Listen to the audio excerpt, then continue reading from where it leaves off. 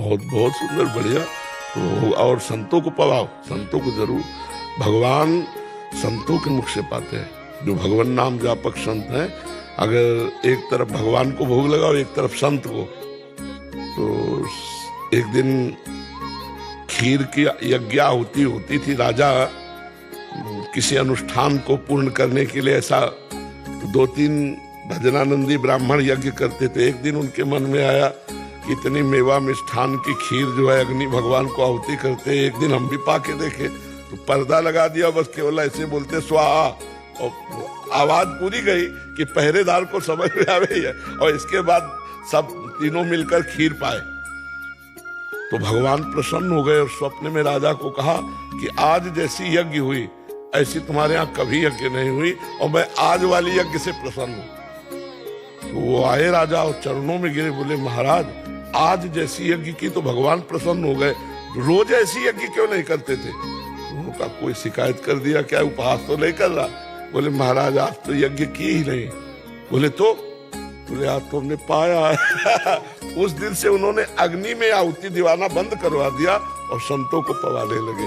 तो भगवान श्री मुख से जो पाते हैं वो संतों के। तो अगर ठाकुर जी का भोग लगा और 1-2-4 संतों को पवा दें और नाम कीर्तन करें, वृंदावन की परिक्रमा करें, यही बहुत बढ़िया उत्सव। तो कलयुग में सच्चे संतों की पहचान ही कैसे करें? भगवान से प्रार्थना करो, सच्चा तो होगा ही, ऐसा तो नहीं है।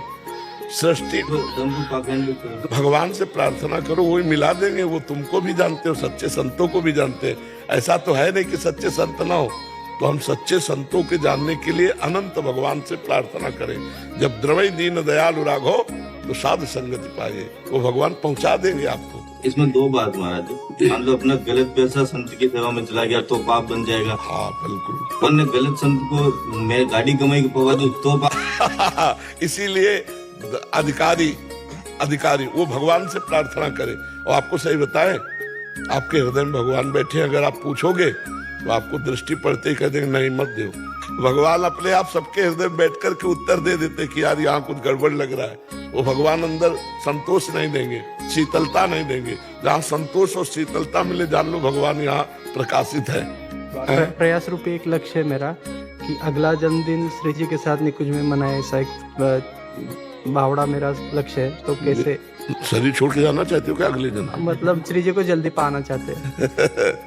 कुछ नहीं, ऐसा कुछ नहीं सोचना चाहिए। अपने को जितने दिन प्रभु इस भूमंडल में रखे, खूब डट के सेवा करनी, नाम कीर्तन करना, दूसरों को उपकार करना।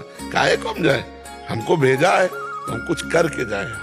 निकुंज में जब आपको बुलाना हो तब बुला लेना, नहीं हमें जो सेवा दी है उसे रात दिन हम आपकी सेवा मानकर करेंगे।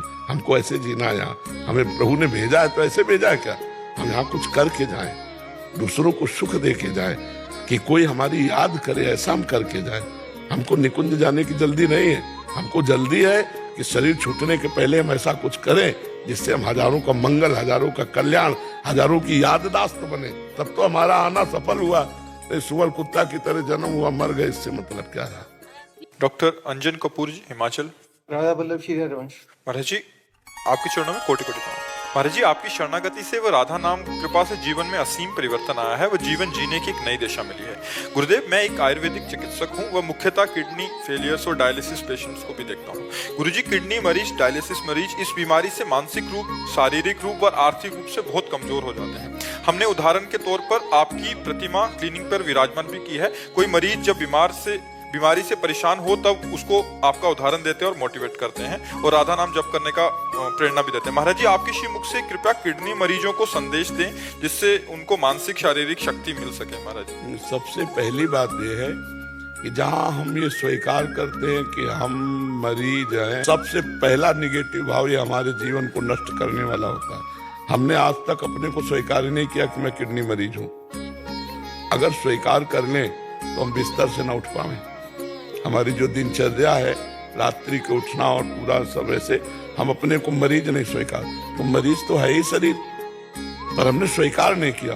तो उससे क्या हो गया कि हमारे अंदर एक प्रसन्नता रहती है। पहली बात, किसी भी मरीज को अपने में मर्ज नहीं देखना चाहिए। शरीर रोगी है, आप अविनाशी भगवान के बच्चा हो, तुम्हारे ऊपर कोई रोग नहीं।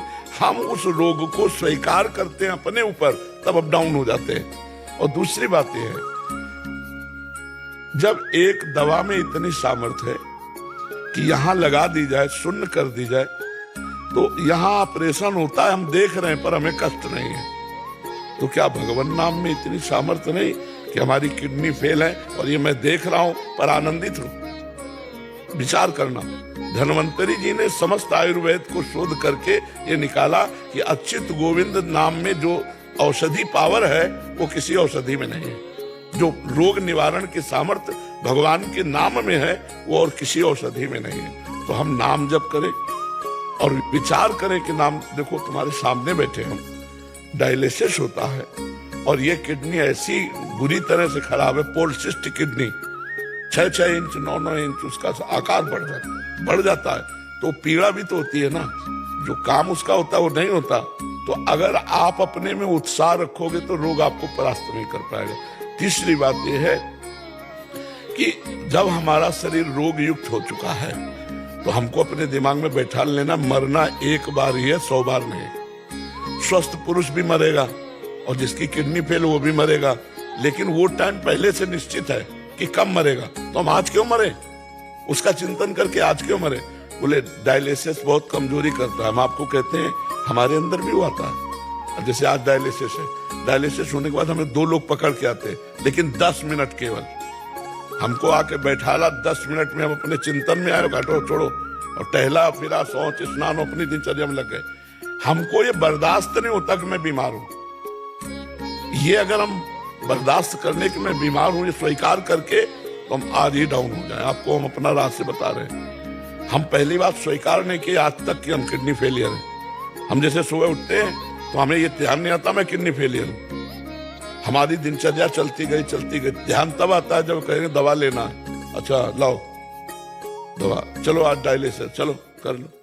या कोई विशेष पीड़ा हुई तो हाँ ठीक है वो फेल। ऐसा पहला, हम बीमारी को स्वीकार ना करें होते हुए भी। दूसरा, हम ये विश्वास करें कि जब एक शून्य की सुई लगा देने पर हम अंग को चीर फाड़ देखते रहते लेकिन कष्ट नहीं होता। तो ये सामर्थ्य जो भगवान की तरफ से आई इसमें दवा में, वो नाम में बहुत बड़ी सामर्थ्य है। राधा नाम में हम नाम जप करें और प्रसन्न मुद्रा में रहें, मरने का भय त्याग दें, क्योंकि मृत्यु एक बार होगी, वो सबकी होगी, मेरी नहीं, सबकी होगी। और सबको कष्ट है। कोई मानसिक जल रहा है डिप्रेशन में, कोई शारीरिक दंड भोग रहा है, तो हमको उत्साह संपन्न रहना है, हमको डाउन नहीं होना है। अगर हम भगवान के भरोसे हैं तो अर्थ संबंधी चिंता नहीं करनी चाहिए, क्योंकि तुम्हारे पास कुछ तो होगा। मेरे पास कुछ नहीं था, तब मैं निराश नहीं हुआ। तो आज भगवान को लगा कि इसको जरूरत है तो व्यवस्था कर दी उन्होंने। नहीं कि हमने कहा नहीं किसी से, अपने आप व्यवस्था है। देनहार कोई और है, देते रहे दिन में। तो आप कह दोगे आप बाबा जी, तो हम वही बाबा जी जिसको खाने को नहीं मिलता था, जिसके दवा के पैसे नहीं थे, लेकिन भगवान के भरोसे हैं। तो तुम क्या भगवान के भरोसे नहीं हो सकते? कई जगह ऐसी व्यवस्था देखी गई कि डायलिसिस फ्री होता है, नहीं होता। भगवान संयोग बना देंगे। अर्थ से आप परेशान मत हो, रोग से आप निराश मत हो, तो आप उत्साह संपन्न रहेंगे। मतलब जैसे हम प्रसन्न मुद्रा में हैं तो रोग का हमारे ऊपर कोई प्रभाव नहीं पड़ रहा, न चेहरे पे पड़ रहा है और ना हमारी दिनचर्या पे पड़। अब जैसे सूजन, ये थोड़ी, अब किडनी खराब तो अपना हो, लेकिन हम इसको कुछ नहीं गिनते। अब आदमी, गृहस्थ आदमी क्या होता है कि भोग प्रधान जीवन रहा, अब उसको भोग का, अब वो सब गया, अब अर्थ गया, जीवन निरर्थक उसके समझ में आता है। अगर नाम जब करता हो तो जीवन सार्थक समझ में आवे, कितना बढ़िया है। भगवान ने भोगों से बचा लिया। अभी भी नाम जप करे तो आगे जीवन सार्थक। बिल्कुल बिल्कुल बिल्कुल बिल्कुल। ये नाम का ही प्रभाव आप देख रहे हो, जो देख रहे हो। नहीं, दुर्गति हो जाए आपसे कह रहे, क्योंकि हम देखते ना, उसका जो प्रहार होता है ना रोग का, वो दुर्गति हो जाए। पर वो तुरंत एकदम जैसे कोई दबाए बैठा हो और उसको फेंक दो, एकदम ऐसे ऐसे हमें आनंद आता है। वो केवल भगवान की शरण में, भगवान के नाम से। और ये पक्का कि मरूंगा एक दिन, और सबको एक दिन मरना है, तो मुझे आज क्यों मरना है? मैं आज आनंदित रहूं, जैसा जीवन दिया उसी में मैं आनंदित रहूं। और ये आनंदित तभी हो सकते हो जब नाम जप करोगे। तो राधा राधा में पैसा नहीं लगता है। और सब, हम सबको कहते हैं कि भगवान अगर कष्ट देते हैं तो उसकी व्यवस्था भी देते हैं। ये कोई नहीं कह सकता कि ये कष्ट में है इसके पास व्यवस्था नहीं। भगवान व्यवस्था जब सबकी करते हैं तो हमारी भी करेंगे, ऐसा सोचना चाहिए। हम किसी से मांगते नहीं, अपने आप सब व्यवस्था भगवान करते हैं। हम ऐसे देखते हैं कि जैसे राजकुमार ऐसे में भगवान रख रहे हैं, और हमने सोचा था कि हमारी बड़ी दुर्गति होगी, क्योंकि न मेरे पास रुपया है, न एक व्यक्ति है, न एक इंच जगह है, और हालत ये हो रही, अब क्या होगा। तो सोचा था वही होगा जो भगवान मंगल करेंगे, और भगवान ने सब ऐसा किया। एकमात्र भगवान से जुड़ने से हर समस्या का समाधान है। अगर भगवान से नहीं जुड़े तो समस्या ही समस्या है, समस्या ही समस्या है। तो जो स्वस्थ है वो क्या समस्या से रहित है क्या? आप देखो ना, अंदर जलते रहते हैं, वासना उनको जलाती रहती है। तो नाम जप भगवान का अस्त्र है, ये सबका मंगल करने वाला है। और कभी कोई निराश ना हो, भगवान सबको देख रहे हैं।